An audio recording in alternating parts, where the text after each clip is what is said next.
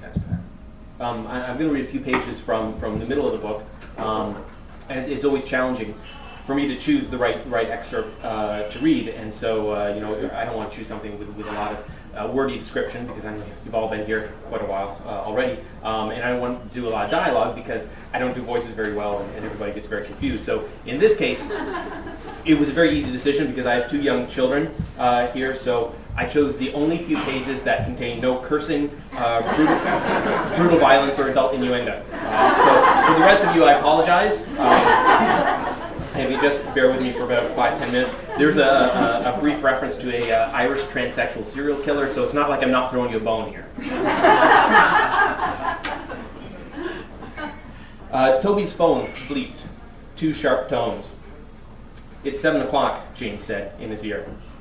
"I'm going to be a few minutes," Toby announced to the table. He kept the phone to his ear, and he deposited his napkin on the table and speared a piece of pork with his chopstick. "Won't be long. Go ahead."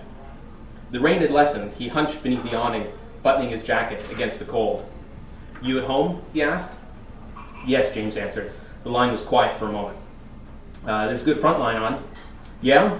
Toby ducked out from under the awning and jogged across the street to the pub. "They did an interesting one on Afghanistan a couple weeks ago." "Yeah, I saw that." Listen, thanks for the call. I owe you one."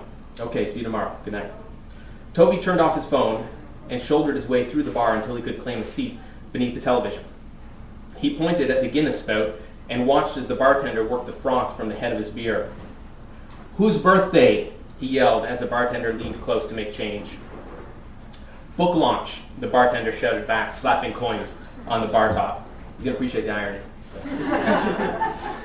Toby sipped his beer and peered through the crowd, spotting the author at a table near the back.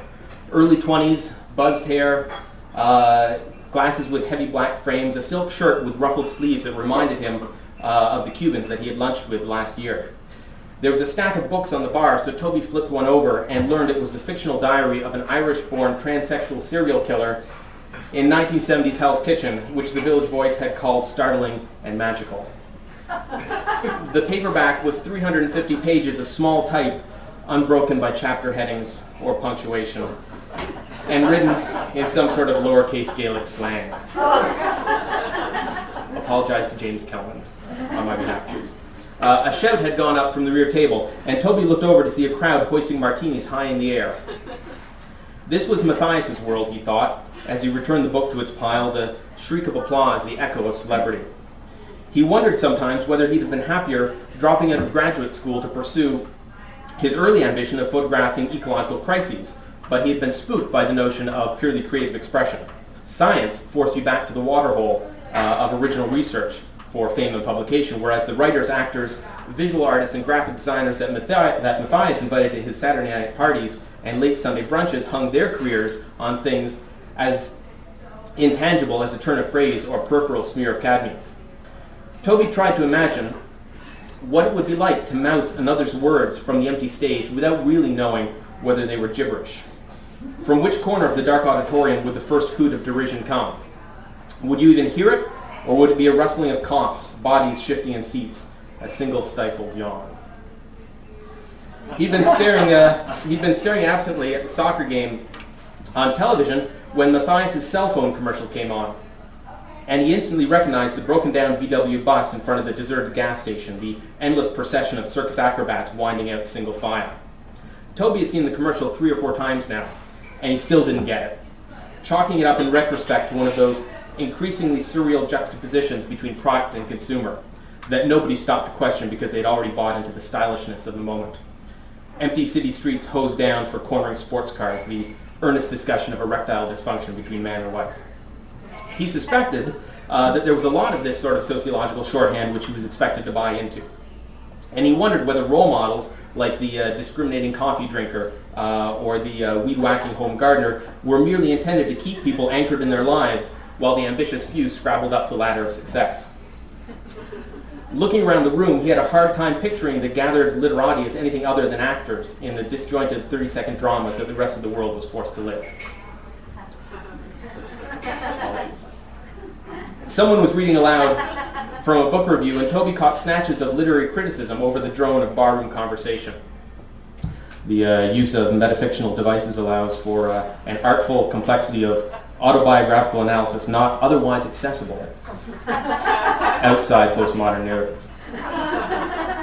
Toby wasn't entirely sure that he knew what postmodernism was anymore. Judging by the texts that Matthias had chosen to stage in recent years, it had less to do with deconstructing the classics than it did imagining the inner lives of superheroes or searching for double entendres in 70s sitcoms. Box 11 had staged cold readings of classic Hogan's Heroes scripts on subways and street corners for years, guaranteeing them regular write-ups and tourist guides in the arts and leisure section of the Times. His glass was empty. Toby collected his coins from the bar, and he pushed through the crowd to the exit, remembering to turn his phone back on as the first spatter of rain found his face. Stepping out onto the street was an abrupt return to Toby's world, a place where civilization prospered at nature's whim, where rising ocean levels and global extinctions posed a greater threat than acerbic book reviews or the enforcement of New York's antiquated cabaret laws. "It's getting cold out here," Toby huffed as he sat down opposite his wife and began to prod at his food. His phone bleeped. "I think that's you," said Matthias. "Let it go," Ev suggested. "They can phone back after dinner. You're not on call." Toby remembered to check the message as they exited the subway in the village an hour later. "What's wrong?" Ev asked, watching his face. "Frank Pendry died." "That astronomer?" "Yeah." Toby folded the phone carefully and put it away. They had crossed the street and stopped at the market. "Do we need anything while we're here?" Toby heard himself ask. The liquor store was still open across the street, so Toby bought a fifth of Red Label.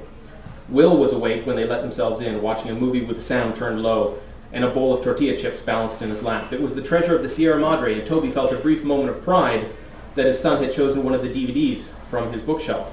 But then Will flipped the channel, jogging down the dial to settle on a news magazine show where quietly respectable family men invariably turn out to be psychotic killers or sadomasochistic fetishists. "Where's Sam?" Ev asked, leaning down to kiss their son on the back of the head. "Reading. Somebody called for you." "Who?" "I don't know. They called a couple times, but they didn't leave a message."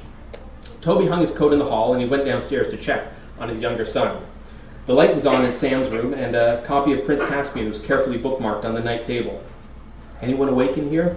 Toby whispered, waiting for a response, and then he shut off the light. Ev was cleaning up in the kitchen. "I'm going to sit on the roof for a while," said Toby. "Are you coming up?" "No, I'm going to make some tea." There was a fire door at the top of the stairwell which the landlord had never bothered to connect to the alarm system. Toby propped it open with a brick and picked his way across the roof with a bottle of whiskey and his canvas attaché beneath his arm, choosing a milk crate on the north side of the building. With a view of the new condominiums going up on the far edge of Chelsea. Invisible trusses strung with work lights that rose from the existing skyline like the derricks of ocean-borne oil towers. He wondered how it would feel to be an architect or an engineer, to lead his children to a high rooftop, point up and say, "That one's mine. I did that one." Toby's legacy would be an architecture of theory, tenuous in its abstraction, and he wondered whether his sons would ever see it as anything other than intellectual busywork, an ultimately futile lifelong effort to abstract all of nature from the microbial complexity of a single drop of seawater. He settled down onto the upended crate with his back to a ventilation shaft and twisted the cap from the bottle of whiskey. Frank Pendry had personified the pursuit of abstraction. He had turned down a fast-track position as a mission scientist with NASA's Goddard Space Flight Center in suburban Maryland to tinker in theoretical astrophysics down the hall from Toby's office, laboring at the sidelines as the space program put probes in orbit and planned missions to the far outskirts of the solar system. He had chided his PhDs for thinking of observational astronomy as an engineering problem, rather than a problem of intellectualization. "There will always be a better telescope," he would tell them over Vietnamese takeout, "but good ideas will never be any easier to find than they are today." And he'd return to his stacks of tractor feed printouts, to the drugstore notebook where he sketched orbital arithmetic with a stub of lead pencil. And he would hear them talking afterward in the lab about building ion propulsion spacecraft on the far side of the moon. "Half of them are in it for the patents," Frank would complain, and the other half wanted to be astronauts but couldn't pass a physical.